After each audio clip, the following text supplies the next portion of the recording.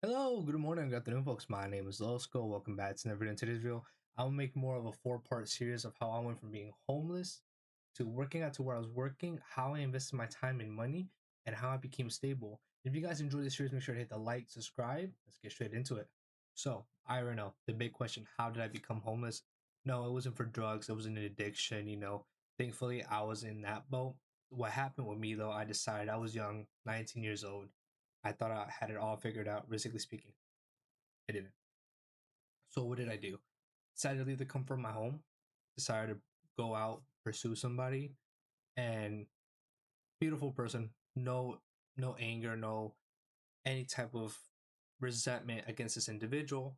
However, things didn't work out, and I was unfortunately kicked out in a sense with this individual.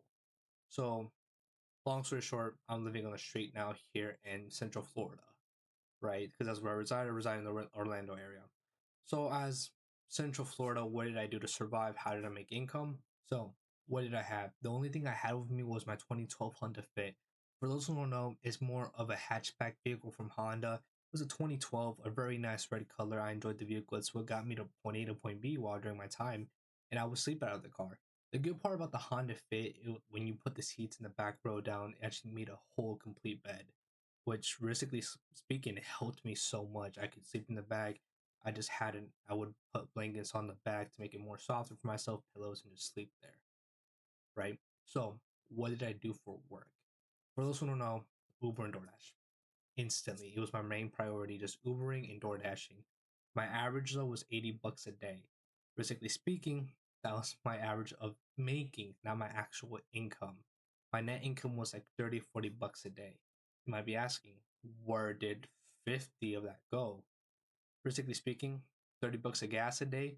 You include my meals I was eating, 20 to $30. It's ridiculous, man. Living on the street, eating that fast food, not only does it do more of a mental pressure on you, also does more of a physical pressure on you as well. So, where would I sleep?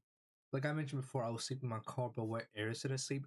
Thankfully, I had a gym membership. And when it came to the gym membership, that was the number one thing that gave me showers and a decent workout routine.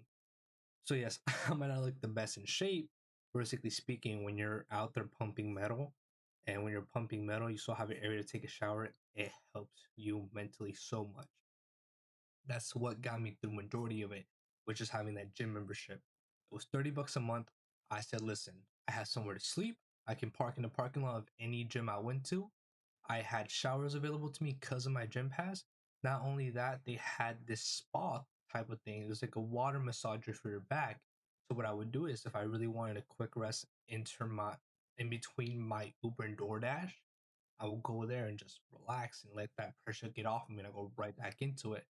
Because I needed to work at least 12 hours a day just to make that income of $100 a day or 80 to 100, whichever best suits you, but that's what the average was for me. So, what did I do next? Honestly, my vehicle started having issues, mechanical issues. I didn't have enough to repair it. I just didn't. The bill was close to $2,000 to $3,000, and realistically speaking, I didn't have that type of money to spare for a repair on a vehicle that's already older, a lot of miles. So, what did I do? I grabbed that vehicle and I went straight to a dealership. This dealership, I went through the whole process. I got a Corolla, a used one, 2022 Corolla. Celeste, nice color. I liked it. I enjoyed it. So what did I do? I'm with the finance manager. I'm talking to the finance manager and I ask him a very simple question. How can I get a job here? I don't care if I'm cleaning toilets. I don't care if I'm detailing vehicles. What do I have to do to get a job here? Because honestly speaking, sitting down eating junk food all day while on the road, it's not the best. Especially sleeping in the car, it does a mental toll on you. So the finance manager looks at me and tells me, you know what? Try talking to Alex Vargas. Alex Vargas, if you're ever watching this, I just want to say thank you. Huge shout out to you. You changed my life for the better, realistically speaking. You did so much for me. However, next day I come in, I ask for Alex Vargas. I am wearing some jeans with a hoodie on, no professional clothing. So Alex Vargas looks at me. He's like, hey, come back the next day, wear something proper, go get a haircut. I knew a barber at the time. Guy gave me a free haircut. Went through the clothes I had. I had pants and a button up short sleeve shirt. I washed it. I dried it at one of those laundry areas. Did the best I could. Hung it up on my car. Put it outside on the sun. My clothing smelled like grass, but I had to do what I had to do.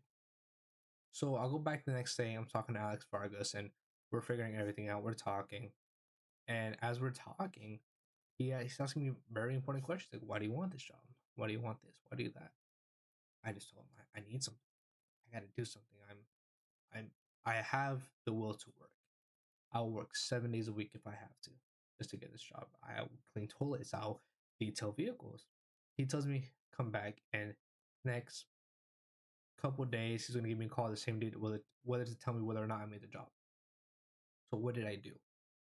That same day he told me he was gonna call me, I called the dealership. I called the dealership 4 times in a row for 3 days straight. On the third day, I went back to that dealership and I asked him, "Hey man, I gotta know. I gotta know if I have a job because I just can't live like this. If not, I have to go look for something else."